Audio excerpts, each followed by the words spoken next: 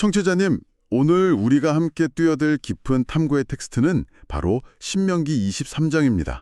아마 성경의 역사나 출애굽 여정에 익숙하신 분들이라면 약속의 땅을 눈앞에 두고 모세가 전한 이 긴 설교의 무게감을 잘 아실 텐데요. 네, 맞습니다. 우리가 흔히 고대 율법서를 펼치면 현대인의 삶과는 동떨어진 되게 낡고 엄격한 규칙들의 나열이라고 생각하기가 쉽잖아요. 그렇죠. 되게 딱딱하게 느껴지죠. 네, 하지만 오늘 이 텍스트를 깊이 파헤쳐 보시면 그 안에 담긴 인간 본성에 대한 예리한 통찰에 깜짝 놀라실 겁니다. 오늘 우리의 목표는 아주 분명합니다. 이 구체적인 규정들이 도대체 왜 존재했는지, 그 이면에 흐르는 원리가 인간의 마음과 거룩함에 대해 무엇을 통로하는지 추적해보는 거죠. 아주 좋습니다. 단순히 무엇을 해라, 하지 마라 이런 표면적인 목록을 넘어서 입법자의 의도, 그러니까 인간의 마음을 꿰뚫어 보시는 그 깊은 시선을 따라가 보는 시간이 되겠네요. 정확합니다. 그래서 고대의 율법을 다룰 때 현대의 잣대로만 평면적으로 재단하는 실수를 피하고 그 더 큰 그림을 청취자님과 함께 그려보고 싶습니다. 그렇다면 가장 먼저 마주하게 되는 어떻게 보면 현대인들에게 가장 큰 심리적 저항감을 일으킬 수 있는 분리의 율법부터 짚어보겠습니다. 신명기 23장 1절에서 8절의 내용인데요. 여호와의 총회에 들어오지 못하는 자들에 대한 명단이 시작부터 등장하거든요. 네, 아주 엄격한 배제와 차단의 명단이죠. 여기서 말하는 여호와의 총회에 들어간다는 게 단순히 그냥 물리적인 모임 장소에 참석하는 것만은 아니지 않나요? 네, 학자들은 이 총회에 들어간다는 의미를 크게 세 가지 층위로 종합해서 설명합니다. 첫째는 영적이고 언약적인 교제. 그러니까 성찬 같은 거룩한 종교적 의식에 온전히 참여하는 권리를 뜻하고요. 영적인 교제의 참여권이군요. 둘째는요? 끄는 행정관 같은 공직을 맡을 자격을 의미합니다. 거룩한 공동체의 명예와 질서를 지키기 위한 조치였죠. 그리고 셋째는 혼인과 관련된 부분입니다.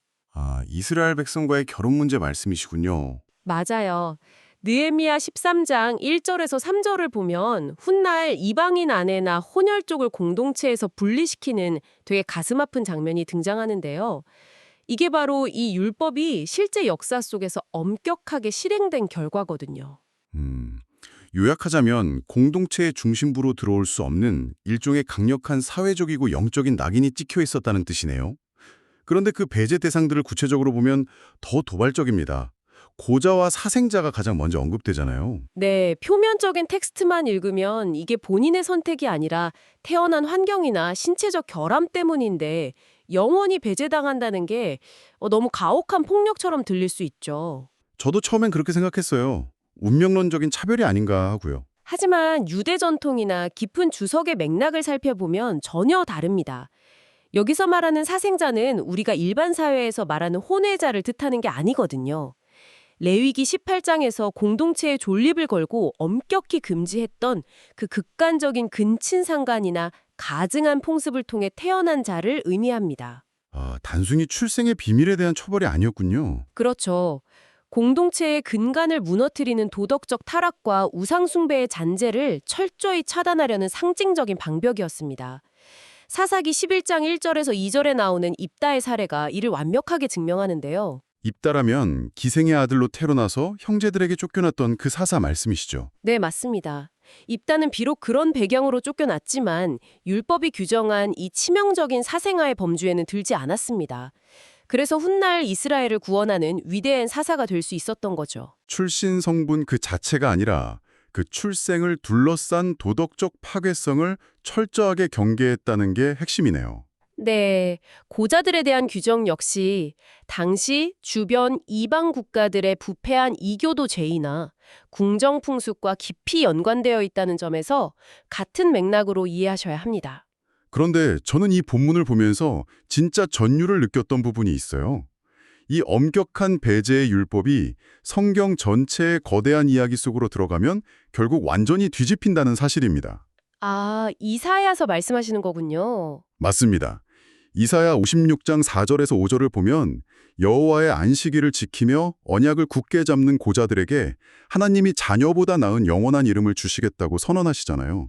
진짜 가슴 벅찬 선언이죠. 율법의 단호한 선긋기 너머에 결국 그 마음의 중심을 보시고 품어 안으시는 회복의 청사진이 이미 존재했던 겁니다. 육체적 결함이나 과거의 불명예스러운 낙인이 하나님을 향한 진실한 갈망을 결코 이길 수 없다는 걸 보여주는 거네요. 배제 자체가 목적이 아니었다는 뜻이고요. 네, 궁극적인 거룩함을 가르치기 위한 일시적인 도구였음을 깨닫게 되는 대목입니다. 자, 이어서 등장하는 배제 대상은 암몬 사람과 모압 사람입니다. 아브라함을 떠난 조카 롯의 후손들, 그러니까 이스라엘과는 아주 깊은 혈연적 뿌리를 공유하는 민족들인데요. 그런데 이들은 무려 영원히 10대뿐만 아니라 영원히 총회에 들어올 수 없다는 가장 무거운 판결을 받게 되죠. 여기서 하나님이 공동체적 범죄를 어떻게 바라보시는지 그 기준이 아주 날카롭게 드러나는 것 같아요. 먼저 암몬의 죄부터 파헤쳐 볼까요? 암몬의 죄는 이스라엘이 광야를 지나갈 때 떡과 물을 주지 않은 것입니다. 우리는 흔히 누군가를 때리거나 물건을 훔치는 적극적인 행동만을 죄라고 생각하잖아요. 그렇죠. 법적으로 처벌받는 행동들이요. 하지만 하나님은 암몬의 태만 그리고 방관을 심판하셨습니다. 친족 국가로서 베풀어야 할 최소한의 호의를 고의로 거두어들인 거죠. 힘이 있음에도 돕지 않은 자들을 하나님은 결코 잊지 않으신다는 묵직한 경고입니다. 와, 돕지 않은 방관을 영원한 배제의 사유로 삼으셨다니 이거 현대사회의 청취자님들에게도 시사하는 바가 엄청납니다. 그럼 모압의 경우는 어떻습니까? 이들은 암몬보다 훨씬 더 교활했잖아요. 맞아요. 발람 선지자에게 뇌물을 주어서 이스라엘을 영적으로 저주하려고 했죠. 그런데 재미있는 사실은 신명기 23장 5절에 명시된 대로 하나님께서 발람의 입을 막으시고 그 저지를 복으로 바꾸셨다는 겁니다. 결과적으로 이스라엘은 털끝 하나 다치지 않은 거네요.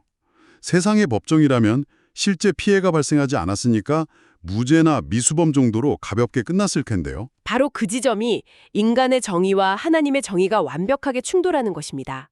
인간의 법은 항상 눈에 보이는 결과나 피해액을 측정하잖아요. 네, 실제로 얼마나 다쳤느냐를 보죠. 하지만 하나님은 행동의 결과뿐만 아니라 그 이면에 도사리고 있는 악한 의도 그 자체를 심판대에 올리십니다. 이스라엘은 하나님의 개입으로 안전했지만 타인을 파멸시키기 위해 뇌물을 바치고 모의했던 모압의 그 악독한 마음은 결코 기각되지 않았습니다. 결과가 좋았다고 해서 혹은 실패했다고 해서 애초에 품었던 그 악한 의도까지 면죄부를 받을 순 없다는 깊은 통찰이군요.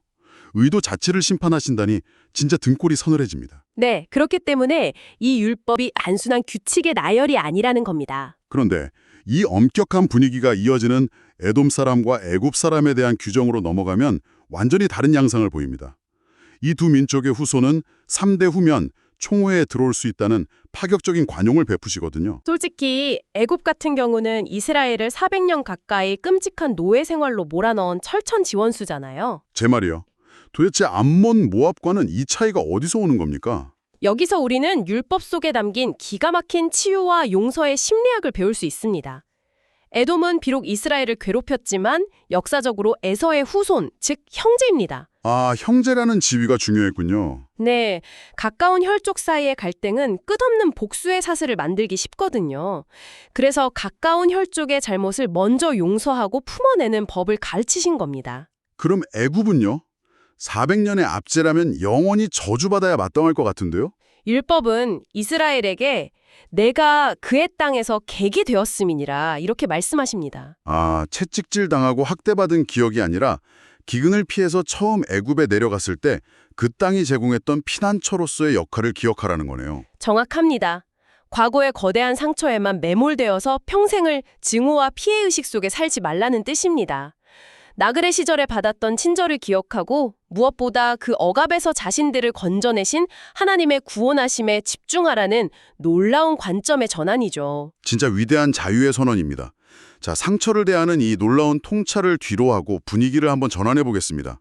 신명기 23장 9절에서 14절에 등장하는 이스라엘 군대의 야형제 규칙인데요. 근대의 이야기로 넘어오네요. 네, 보통 고대 군대 규칙하면 무기관리나 전술, 보초선언법 이런 게 나와야 정상 아닙니까? 그런데 이 본문은 전쟁터라는 공간에서 오직 정결함이라는 단일 주제에만 집중하고 있어요. 이게 너무 흥미롭습니다. 극한의 상황에서 승존과 승리를 결정짓는 핵심이 물리적인 무기가 아니라 정결함이라는 걸 강조하는 거죠. 진영 내에서 요구되었던 정결은 크게 세 가지 차원입니다. 첫째는 도덕적 타락으로부터의 정결이에요.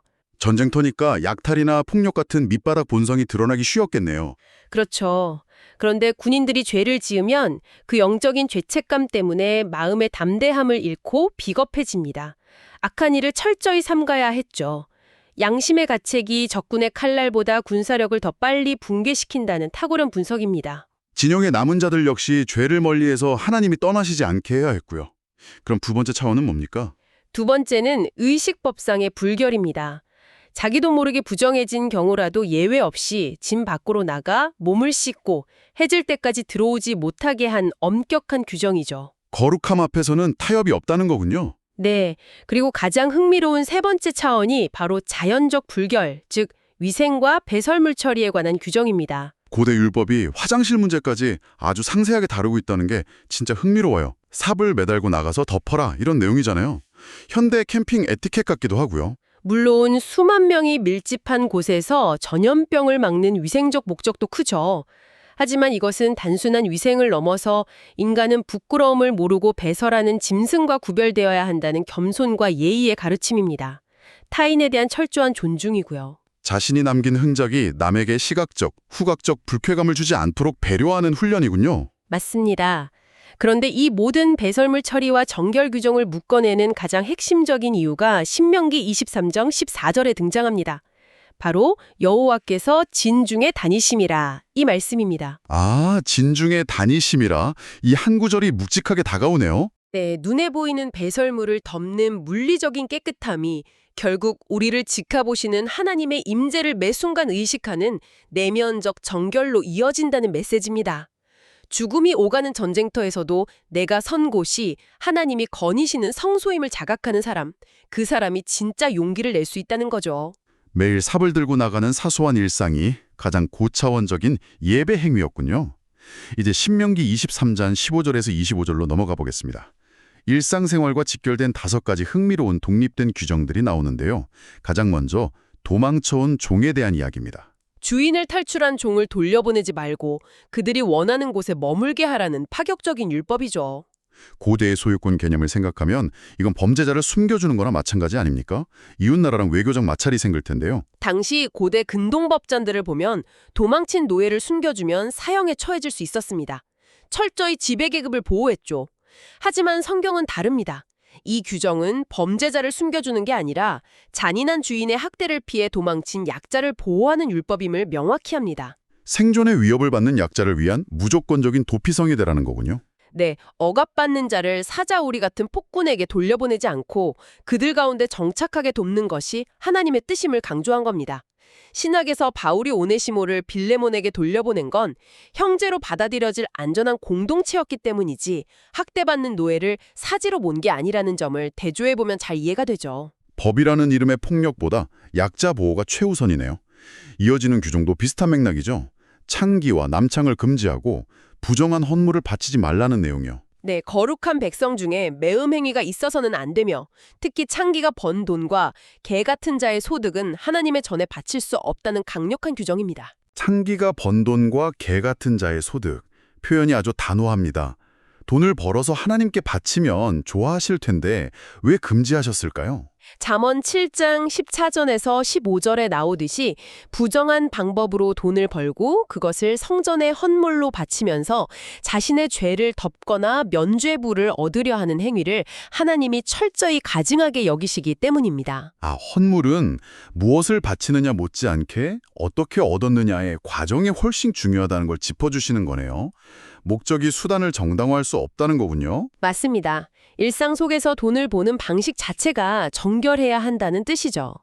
이 경제관념은 세 번째인 이자 규정으로 자연스럽게 이어집니다. 이거 청취자님들도 되게 궁금해하실 텐데요. 이스라엘 동족에게는 이자를 받지 못하고 타국인에게는 이자를 받을 수 있었다. 이 이중잣대는 명백한 차별 아닌가요? 고대의 경제 구조를 보면 이유가 선명해집니다. 고대 이스라엘 농경 사회에서 동족 간의 대출은 보통 극심한 흉년이나 재해로 당장 굶어 죽게 생겼을 때 생존을 위해 손을 내미는 행위였습니다. 생존형 대출이군요. 네, 그런 절박한 이웃에게 고대의 살인적인 이자를 요구하는 건 야만적인 착취죠.